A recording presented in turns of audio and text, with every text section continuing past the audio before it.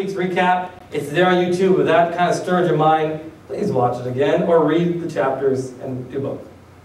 All right, so we are ready to start the message this morning, and I'm excited about it. But I have a thought, just as we get warmed up. It just came to me. I apologize. I know I stopped there. This message I've been working on for weeks. Like Balaam's blessing is one of those things I can just do in a couple minutes. I'm not being arrogant. It doesn't take me long. But this one took me some time, okay? The reason I'm saying that is because it may be a little bit complicated. I know I don't say that often, but what hurts me the most is whenever I do touch an advanced topic in this church, I have found very few people are willing to go and study it. They just hear what I said, say, man, that's great, and go on with their life.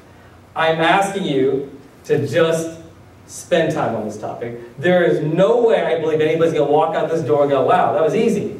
But the reason I'm telling you this message is important is God has made it so clear to me how valuable this is that I couldn't let it go. I just couldn't let it go. I was very tempted to walk away from this message.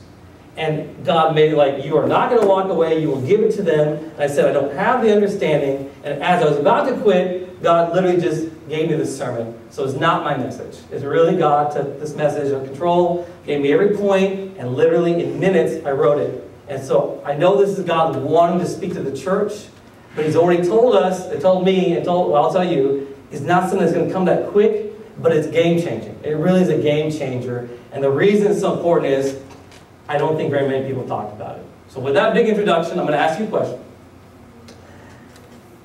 Whenever I ask you about the term Zion, you probably have one of three responses. Zion, one of three responses. The first one is, isn't that some sect, like a bunch of extremists? You ever heard of the Zionists? It's an extremist group. Okay, you guys probably don't think that's the answer. Your second answer might be, it's somewhere in the Bible. Sure.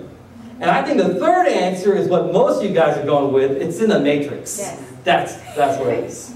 That's in the Matrix, and I'm down with that. I mean, I can reference that because, frankly, in the men's meeting just this week, at the end of the message, I thought, you know what, let me talk movies, because that just makes it easier. I was bringing up John Connor and how the enemy brought him when he was young to get rid of him because he can be a future liberator of the people of mankind. Terminator 2? The men know. So then, Isaac and Willie brought up the Matrix, and Willie brought up Zion. Now, we've never used the word Zion in the men's meeting. I thought, these guys have no idea that was Sunday's message. That I was really wrestling with, like, should I talk about Zion? And he's like, oh yeah, they got Zion. And I'm like, that's interesting. All right, so we have quite a journey to go through.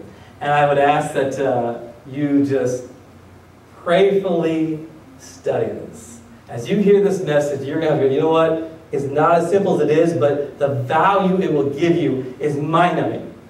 So let's do this. Let's start with the history of Zion. Like, historically, what is Zion? Like, if I just have an education class or a history class, what is Zion actually? What does it mean?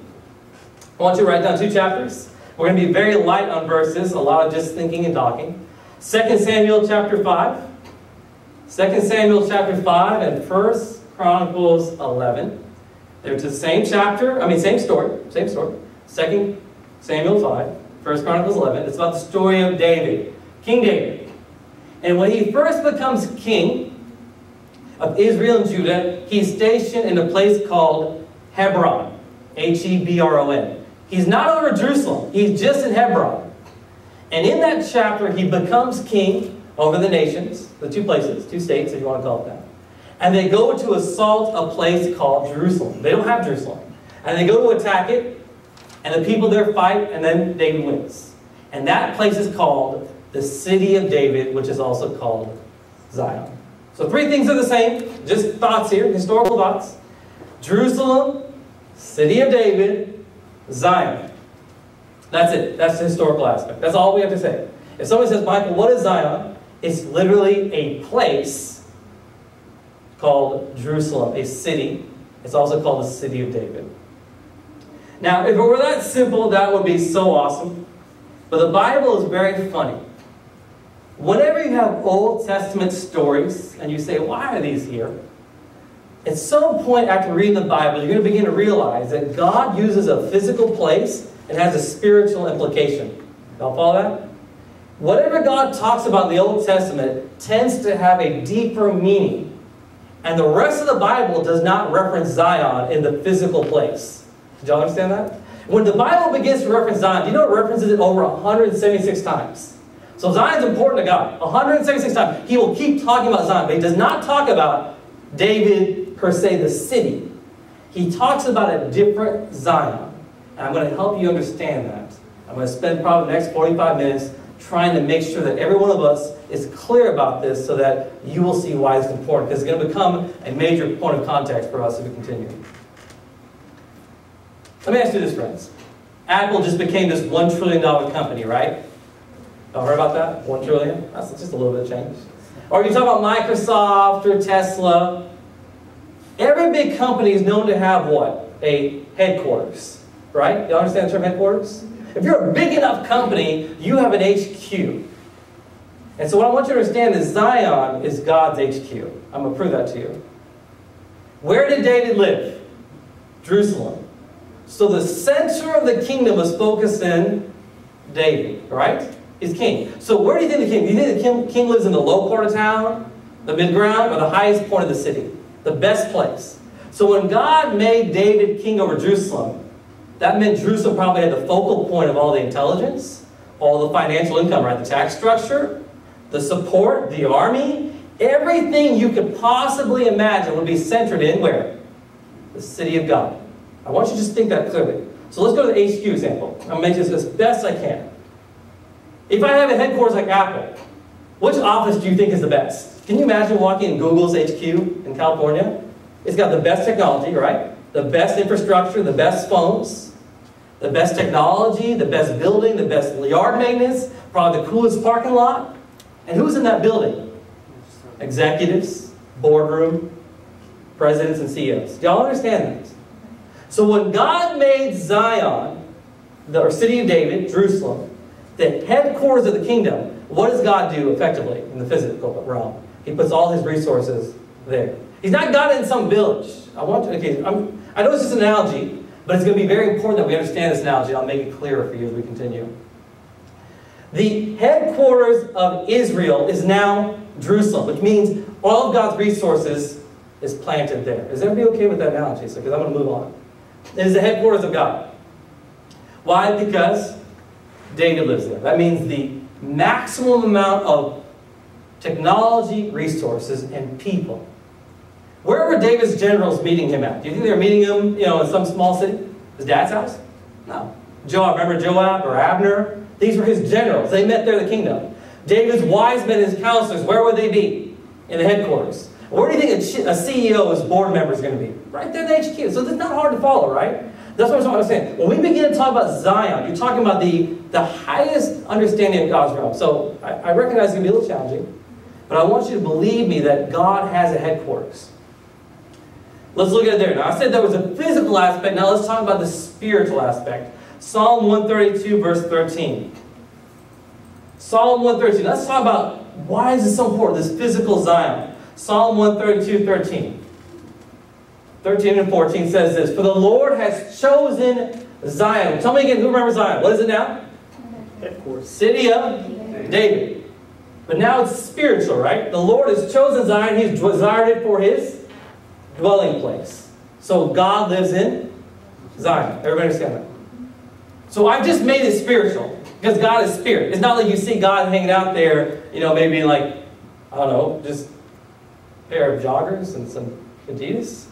He's physically there, but he's spirit. The Lord has chosen Zion. He's desired for his dwelling place. Verse 14, please. Same chapter. It says, "This is my resting place forever. Here I will dwell, for I have desired." Now, is that surprising? If you hire on a president or CEO, are you going to stick him in some trailer in the parking lot? No, he's going to have the best office. So God puts himself in the HQ of his own kingdom, Zion. Is everybody following that thought? Please, it's just going to be a discussion. We're going to make this work. Read again, Psalm 48, verse 1 through 2. Psalm 48, 1 through 2 says this, "Great is the Lord, and greatly to praise in the city of our God, in his holy mountain. Beautiful in elevation, verses 1 through 2. Beautiful in elevation, the joy of the whole earth is Mount Zion, and the sides of the north, the city of the great capital, King. Zion, if you look up any physical history lesson, is considered the mountain of God. Okay? It's a physical, but you can go to Israel right now, and they will cart you over to the Mount Zion. It's a hill. It's a peak. Because for Jewish people, the mountains separated themselves from people. To be elevated was something about stature. They treated it like a CEO position. You're up a corporate ladder. You had to physically be higher than people. You have the same thing in Beverly Hills, right? The most richest real estate in America, 90210. Beverly Hills. It's on a mountain. It's very expensive to live there. That's the idea. Everybody okay with that? So here is the physical place that David said is going to be my home. And God said that is a picture of me moving into God's realm, or Earth's realm. You follow? The HQ of God, Zion. Now I have a problem. Mount Zion is God's dwelling place. Who sees a problem here? Have you have a problem? You see a contradiction anywhere with what I said? There's another mount that God supposedly lives at, that he hangs out all day and night. Where is mountain of God that you know of in Exodus? Mount Sinai. Mount Sinai, which is also Mount Horeb, the same mountain. Mount Horeb and Mount Sinai are interchangeable. I can prove it to you, but I'm not going to waste time on that this morning. Just trust me. Mount Sinai is Mount Horeb. They're the same place. Now, when the Bible contradicts itself, and maybe you've got some friends that are like struggling with God that says the Bible contradicts itself, you're not really tricking God. You didn't like catch God off guard. Anytime you have a contradictory statement where God says, Zion is the mount of God, Sinai is the mount of God, you have to say, you know what? I recognize that it does seem like it contradicts itself, but there must be a deeper understanding. Because there's a lot of people in the world that say, oh, the Bible just argues with itself. It's hypocritical. It doesn't make sense. There's a deeper understanding, and I want to show that to you. So again, what did I say? God is on Mount Zion, right? He's chosen that. But where is God also? Mount Sinai. So here's where it gets really interesting already. Everybody got the historical aspect out of the way? Everybody understand what I'm talking about? When I say Zion, you know what I mean. Zion is the city of God, the mountain of God, the place of his HQ, the executive headquarters where everything happens. That is the central point of God. Now I've got this other place. When God picked up Moses and said, I want you to take Israel out of Egypt. I want you to break Pharaoh's grip on them. Where was the first place they were supposed to meet? Where was the first rest stop? What did God tell Moses to tell Pharaoh? Where are we supposed to go? Mount Sinai. Right? I want you to leave Egypt. I'm going to take you 3 days into Mount Sinai. Is everybody okay with that? I see some confusion. Exodus. Just read Exodus. You're going to find that God specifically breaks the devil's grip and says, I want you to what? Meet me. God wanted not to meet Israel. God didn't want to just meet Moses, but he wanted to meet Israel at Sinai. Did everybody understand that? One more time. God wanted to meet every one of his children at a place called Sinai. Or same difference. Did everybody okay with that? God was not selective in who he talked to. God was not selective in who he called his child. God said, just bring them to me. I will meet them at my place. Why? Because God dwelt at Sinai. Is everybody okay with that?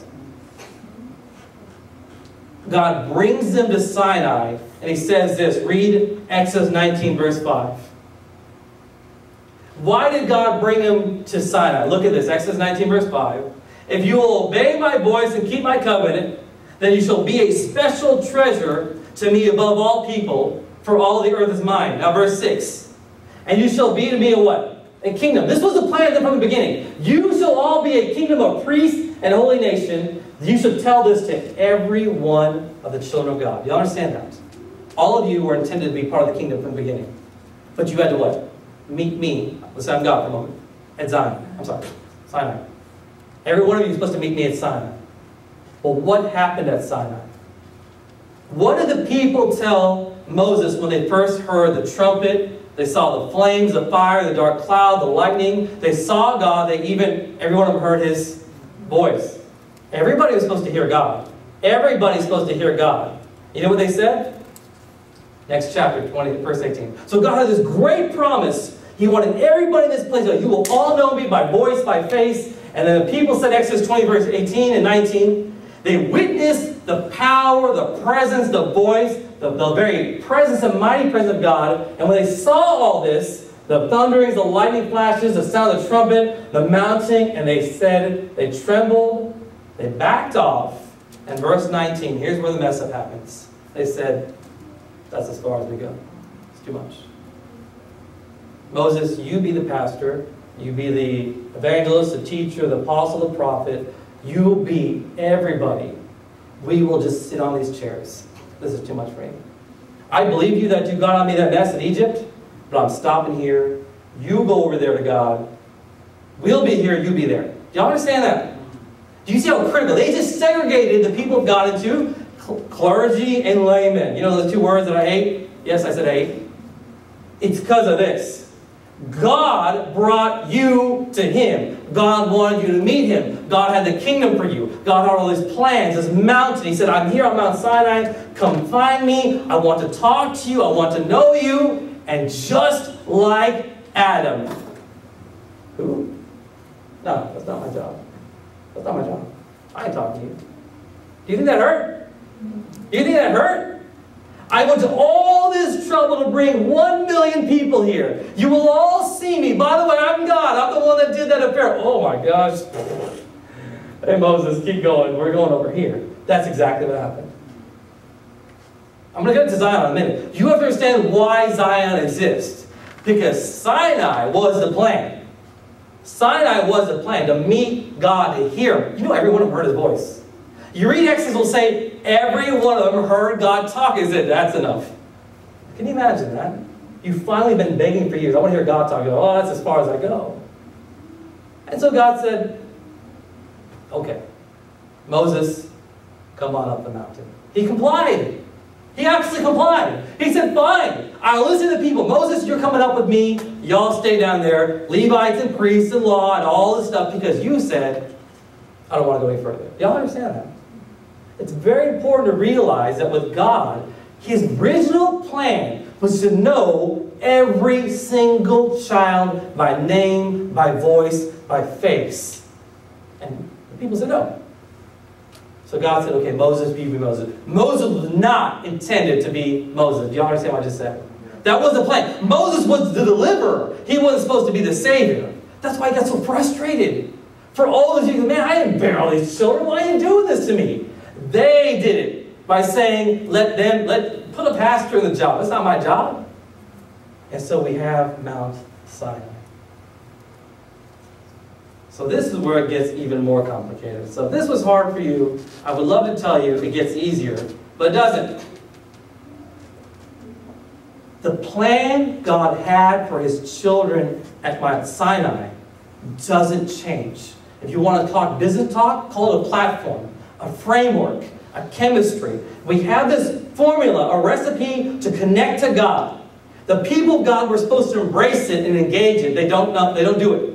The formula doesn't change. So God uses a formula with one man named Moses. I want you to write this formula down. It won't change. God will do it again and do it again and again, and it's going to come to us. So the formula you're going to see with Moses is pivotal for the formula you're going to take home with you. You understand what I said? The formula He gives at Mount Sinai is a formula for Mount Zion, is a formula for Acts, it's a formula for you. It never changed. But the only thing is people said, what? No. God doesn't change. What's the formula? 3 things. 3 things to meet God. Again, you see why this is so nuts. 3 ways to meet God and get very close to Him. And trust me, it works. The first thing, God told Moses, come up here. It's called ascension. A-S-C-E-N-D. Ascend. Ascension. A matter of fact, if you want to unlock the power of Zion, read the Psalms. There are Psalms in 120s and 130s that are short called the Psalms of Ascension. Because ascending to God was no ordinary task. As a matter of fact, it's very difficult and very scary.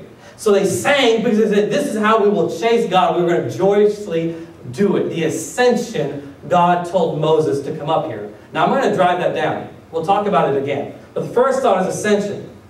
The second point to having a relationship with God at a very different level is the relationship God calls a covenant. So we're just going to do an introduction on Zion this morning. But I'm going to come to these thoughts later. Ascension, covenant. What did God give Moses when he was upstairs on that mountain? He gave him a book of the law called a covenant. Don't call it the old covenant. It was a covenant. That was the way God was going to meet you. Okay, let's get some priests, get some Levites, because Moses, you can't handle a couple million. So we got to get some people, talk to people on account of God talking to you. Because they just couldn't handle it. He did it with his own what? Finger. So was there a relationship there between Moses and God? Did he hear him talk? Did he see his hand? Did he give something? Right? So everybody that comes on the ascension must be given something called a covenant, but you can call it a relationship. That the relationship was formed. It's kind of when you first meet a girl and you make some standing rules. Hey, let's get some basics here. I'm a man of God. Let's just be careful on where we go. Let's set some times to talk, public, this, that. Or maybe, you have a job that has certain hours in a day, certain days of the week, certain responsibilities. God creates the relationship that you know of as the word as covenant. Is everybody okay with that? First thing is we must ascend up to God. Second, we create a covenant. God gave Moses a relationship. I want to talk to you. I want to be with you. I want to meet you. Here's how it works because I'm God. Thirdly, an equipping. Moses is given something on that mountain to create the relationship. You know Moses came down with authority he never had? Do you think Moses was allowed to execute the rules of that relationship? Do you understand what I'm asking? No. Let me ask you this. When that man broke the Sabbath and picked up sticks, they went to Moses. And God told Moses, hey, go what? Go do what to the guy who broke the Sabbath? Go? Stone them. Thank you. Go stone them. When people created idolatry and created a golden calf, Moses executed the relationship. Do you know what execute means? Like administer. He did the covenant relationship. So God gave him the authority to minister the relationship. I hope this is making sense. It's when you come to God that He gives you the power to do it. You're given power on that mountain. That's all I'm trying to say. Three things. You ascend to God. He builds a relationship. And He gives you the power to do it. That formula won't change. But that relationship was primarily what? Judgmental. It was pretty straightforward, right? It was no room for forgiveness. If you didn't do it, you're done. That was Moses. If you remember very clearly throughout the Old Covenant, it was more about God's wrath and judgment than it was really the friendship. And it wasn't God's fault. It was people's fault. But God said, this ain't working. This ain't working. Y'all follow where I'm going here with this. Sinai wasn't working for God. But what was God's intention? Everybody should hear His voice. Everybody should see Him. Everybody should know God. And there's a relationship. But He said, because you wouldn't trust me, I had to use Moses. And if I'm using a supervisor or superintendent, how is your supervisor usually? Is he a friend? You ever had a boss that you're not your friend? Like this is the whip guy. Not the manager, the supervisor, the superintendent. He's just there to make the rules happen. His job is to make sure, hey, you're sloppy, come back to work. You guys stop talking. That was Moses. Did he want to be like that? You understand? He wasn't wanting to be like that. He was told, you're going to execute the relationship. But again, my friends, I'm going to tell you this. It wasn't working. God wanted the relationship. He wanted to be your friend. He spent so much trouble dragging you from Egypt. And then to see you have to fight with Him, He said, man, what do I do now? So He gives this verse 5 times. 5 times He's going to give the same verse. I want you to read it to you. Matthew 21:5. Or it's right now. Matthew 21:5. Zechariah 9 verse 9. Matthew 21:5. Zechariah chapter 9 verse 9. Zephaniah chapter 3 verse 14. Isaiah 62:11. John 12:15. How many verses do you know are repeated word for word 5 times? Word for word. That's nuts. Matthew 21:5. Zechariah 9:9. Zephaniah 3:14. Isaiah 62:11. John 12 verse 15. What does it say? Tell the daughter of who? Put up Matthew 21:5, please. Matthew 21:5 says this, tell the daughter of Zion, behold, the king is come to you, lowly and sitting on a donkey. Now hold that thought. What does that mean? God's going to change the game. There's another mountain called Zion. There's a king there. Remember the king dwells there? Deuteronomy 18 says this. Deuteronomy 18, just write down. Moses says, God, bring them somebody else. I got to go home. He goes, I will. I'll raise up another capital P prophet like you who will do what? Speak to them. This king is what? Humble, meek, and lowly. What was the first rule to meet with God? Ascension. But nobody can do it. So what did God do? He came to you. Do you understand that? The rules don't change. The rule doesn't change. The relationship never changes. The platform, the engagement is the same. But because people said, man, who can possibly go to God on their own? Nobody. So he said, rejoice. Moses told me, get me another guy. I did. It's my son. He's a king. He will come to you. And instead of Moses being scary and pretty judgmental, and he was a guy you did not mess with, I'm going to bring another guy named Jesus. And he will be king. He is king. But instead of Moses, he'll be lowly, meek, friendly, comfortable, approachable. Instead of you having to find him on Mount Zion or Mount Sinai, he will come to you. Everybody understand that? They're probably saying, well, Michael, this is all intellectual. That's okay. There's a lot of intellectual we have to get out of the way to make the power occur. So, the first thing is to understand, what is God wanting with Zion? Why did he bring them out of Egypt? To have what? A relationship with them. Zion is the same relationship except out of what? Love. Y'all follow that? Sinai, the covenant was law. Zion's covenant is love, and you know it as the new covenant. Moses came down from that mountain with a book of the law called the covenant. You don't do this, you're going to die. New covenant. Hey, I found an adulterer. What do you want me to do with them? Let it go. Do you understand that? The three things. The first one was ascension.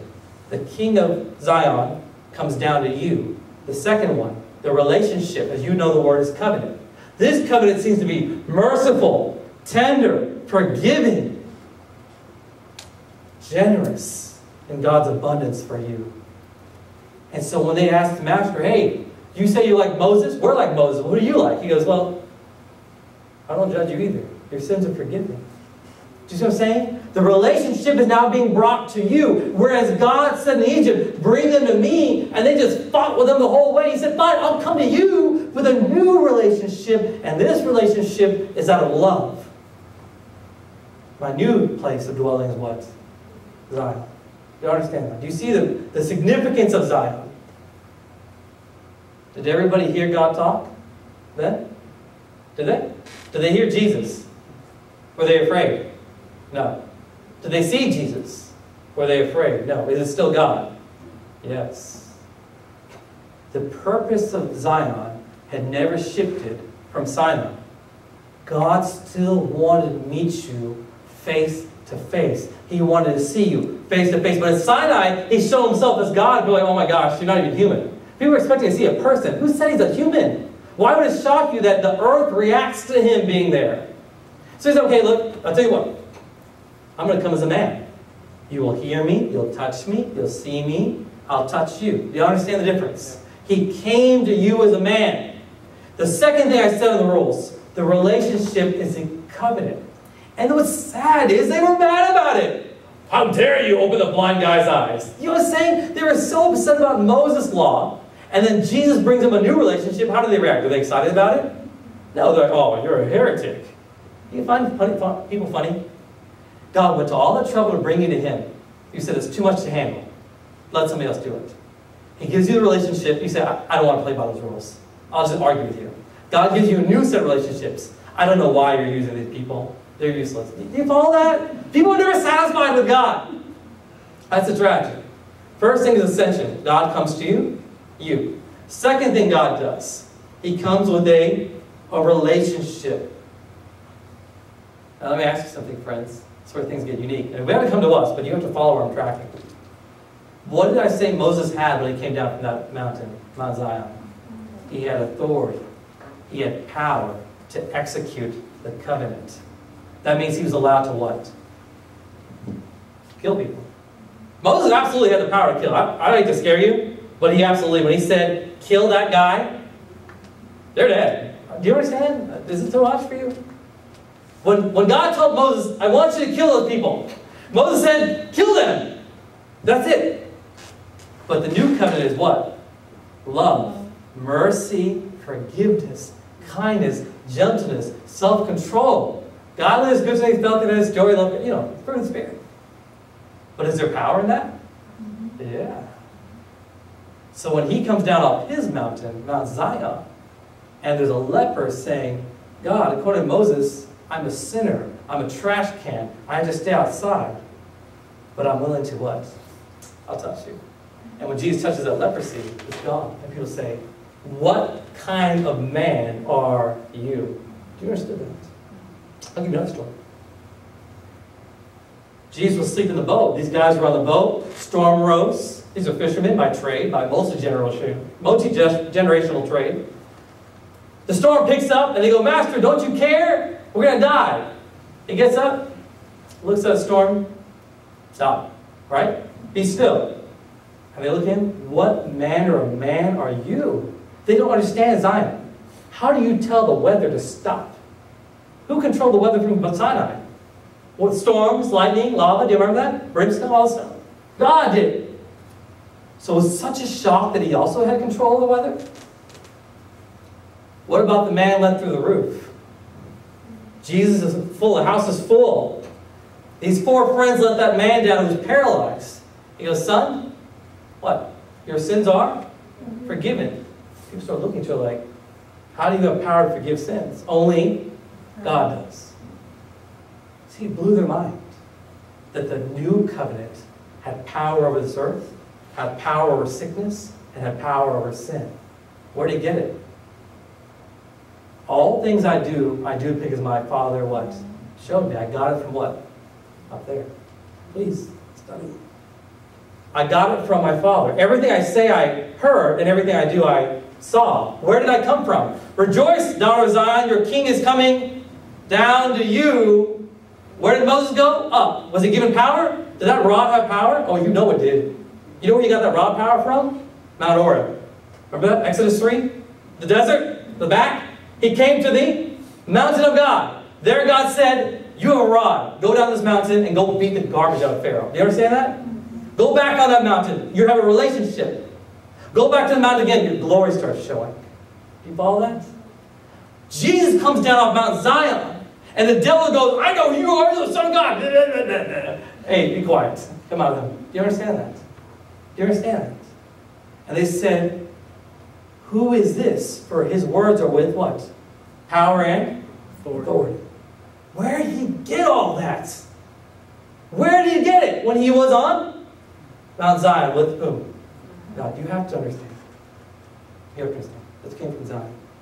Zion is the most powerful force in the kingdom. And when you begin to understand what I'm getting at, you'll realize this is the epicenter, the HQ. The source of everything God has is sourced out of Zion. That's why you have such confusion, why people are so fascinated with it. I don't know. God's too good to me to help me.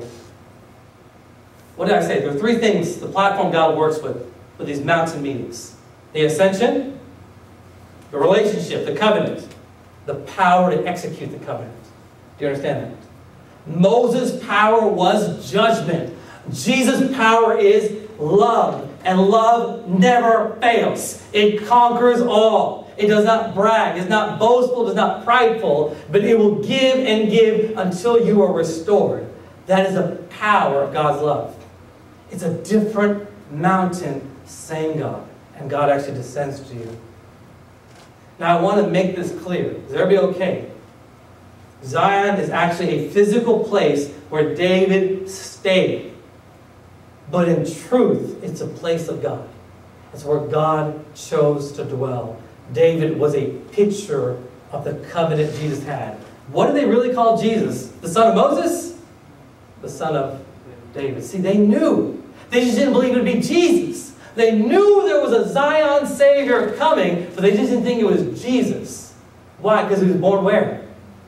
They didn't know he was born in Bethlehem. They thought he was born of Galilee, a Nazarene. Do you understand that? So they couldn't believe it, but he was. He was the David's son, the Zion child that was going to be here with the power of God's love. Now guess who else are children of Zion? You guys got to get this. Let's read Hebrews chapter 12. We're going to start with just 18 through 21. This is the context for my entire conversation, but I sincerely doubt very many people understand it. Hebrews 12, 18 through 21. Just read slowly.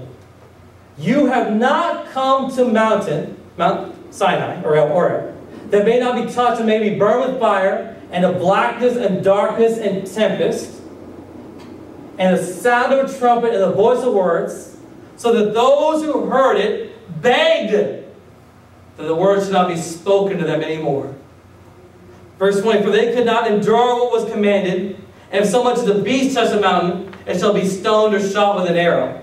And verse 21, so terrifying was the sight that Moses said, I'm exceedingly afraid and trembling. When God first showed himself to people, it was too much to handle. And they said, stop it. Stop talking. I don't want to hear you. I can't handle you. But what does Hebrews say? You have not come there. So where are you headed? Verse 22 through 24. But you have come to Mount Zion and to the city of the living God. Hold on. All of you have come to Zion. Are you physically in Jerusalem? Do I need to go take a Mecca over there? You've already come. You've come to Zion. You've made it to Zion and the city of the living God. The heavenly Jerusalem is not physical. To an innumerable company of angels, we have a lot to discuss. Verse 23. To the general assembly and church of the firstborn who are registered in heaven. You see how amazing this is? To God the just of all. To the spirits of just men made perfect. To the Jesus, the mediator of what? The new covenant. And to the blood of sprinkling that speaks better things than of Abel. How many think you understand Zion now? You're just getting a pinch of it. I'm just trying to help you say Zion is the way you should live. Zion, the framework of Zion was all of the verses, 21 through 24. So you can see why I was like, do I say this? Do I leave it alone? Do I say this? Do I leave it alone? I'm like, okay, you know what? God says do this. So we're going to do it. I want you first to understand, Jesus is what? The mediator. What does that mean? He's the executor of the will. He's the one that carries it. He's the one that gives it to you. What does the new covenant look like? Forgiveness of your sins. Healing of all the problems you've ever had in your life. Authority over devils. And restored relationship with what? God. But for whom? Every one of you. The old covenant, Sinai, was for whom? Moses, Levites, Levitical priesthood, and priests, sons of Aaron. Jesus comes to the beggars, the broken, the adulterers, the tax collectors, the poor, the lost, the blind, and he gives them what? A relationship with God. Do you see the difference? Do you see why Zion is so critical versus Sinai? If you want to read Galatians 4, just go study, and you'll see the same thing I just said in one chapter. Now here's what we're going to do with the time I have left. It's time for us to go to Zion. Now I'm not going to say we understood everything about Zion, but we're going to try to do that, at least in the next message. I'm going to try. But I want you to understand, what does it mean to go to Zion? Hebrews 12, verse 22 said, you have come where? You have come to Zion. Is it physical or spiritual? Spiritual, which means we have to understand with our minds. We have to walk by faith, not by sight, into something we probably don't understand that well. But the good thing is, we're going to be given three things. When we ascend Mount Zion, who do we meet? God. At that mountain, we're given a relationship, a covenant. Thank you. Same thing. A relationship, a covenant. We get to talk to God. We get to see God. We get to hear God in ways we've never been able to. And we come down off that mountain, we're given what? Power to do it. You understand? Now, when people say, why isn't the church operating where it should?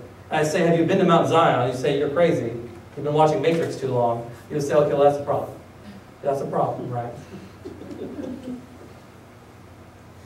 Matthew chapter 17 is very interesting. You know why? Jesus goes up on a mountain and he does something. Starts with a T. Now, he already knows he can go back to his Zion form whenever he chooses. Who did he bring? So he brought someone to Mount Zion?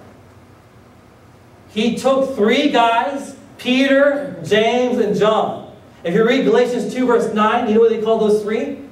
The leaders of the new church. Galatians 2 verse 9 says that Paul met them and said these are the pillars of God's new movement. Why were they the pillars? Why did God grab these 3 people and go, I need you to ascend to the top of the mountain so I can transfigure and show you what this is really about? Do you understand that? Those 3 guys he picked were the 3 that became the new Moses. Guess who's on that mountain with those 3? 2 people. Who are really the only 2 people who ever climbed the mountain of God? Moses and Elijah. You know what Elijah did when he tried to climb it? An angel said, you can't. You have to eat angel food. Do you understand that? He said this journey is what? Too great for you. So he gave him some food in a jar. If you remember this story very well. And he did it again. He said, you can't do it. Ascending the mountain of God is not a physical matter. Elijah went there in his physical flesh. And God said, you can't do it. But he did. There are 2 people that made it to the mountain of God. Elijah and Moses. So on Matthew 17, the Mount Transfiguration, who pops up there? Moses and Elijah. I hope this is kind of like stirring your mind. Wait a minute. There's something important about the mountain of God. It means you're not alone. Men have come to meet with God. Are these ordinary men? Moses and Elijah? Are these ordinary men? Peter, James, and John. Are they ordinary? What were you really made to be? I was made to be the top of the crop. You understand that? I was made to be that way. But so few people, I believe, have understood the power of Zion. That it really is just a handful of people that can say, I know what it is to lead the movement of God. What did Peter, James, and John look like in the book of Acts? Bench warmers? Clergy? Or lay people? No, they were a different kind of people of God. But they all had one thing in common. Moses, Elijah, Peter, James, and John. They all came to the mountain of God. On that mountain, when Jesus began to transfigure and show his glory, what happened next? A cloud overshadowed them, and they heard who speak? God speak. I told you, God's been waiting to meet his people, but if you don't follow the formula, it may work. It may work. But Jesus knew what he was doing. He wanted them to hear the Father. They didn't even have a clue what they were talking about. Moses said, hey, you want to build some tents? I mean, not Moses, I'm sorry, Peter said that. He said, what do I do with this situation? But what Jesus was doing was saying, I want you to meet Dad. And you're going to hear his voice. And what did they do? They freaked out, right? They hid themselves. And Jesus said, hey, don't be afraid. God wanted to meet you. Do you understand that? I know I added that. But God wanted to meet you. What are you so afraid about? What are you so afraid of climbing that mountain when God wanted to meet you? I'm just here to help you get there. But those 3 people are given something that very few people have. And they start the book of Acts, and those guys' record is literally unmatched, as far as I'm concerned. Unmatched. So we are coming to the end of the conversation, but the beginning of a very unique journey. If you don't mind putting this chapter down in your own hearts, 2 Corinthians 3 said that you are being transformed from glory to what? Glory. Because if the face of Moses shined when he was on that mountain with God, and he had the old covenant, and it was vanishing away, how much more glory does the covenant you carry have? Well, where do you get that covenant from? If you suppose to care, who gave it to you? Jesus. So what does he do? He offers the invitation. Is that fair? So I understand this conversation would have been very challenging. But before we go into the communion where he offers the invitation to take part of the covenant of God, I want to just recap. What is Zion? Zion is the headquarters of God. Just where you would think you would find the CEO and president of any major corporation. Zion is a place where the greatest decisions are made for God. Because where do you think Apple makes its decisions? Primarily in their own home base, their own HQ. It's not that hard to believe. And it's so hard to believe that if Jesus wanted to raise up the next leaders after Moses and Elijah, why would he not take them up a mountain and say, by the way, this is how God's been working for centuries. You need to understand. And having transfigured himself, he says, I really am God. I am the King of glory. I am the King of Zion. Now you see me for I am. But he goes back to his man shape and comes down. And in a few chapters, he says, take of the table. Rejoice, daughter of Zion. Your king comes to you. And then he does what? He breaks himself for you. Does it make sense? Sinai, you had to break. God's judgment would crush people. New covenant, Jesus breaks for you. And then he says, what? Take of me and eat it. That's why it says, rejoice, daughter of Zion. Let's stand up.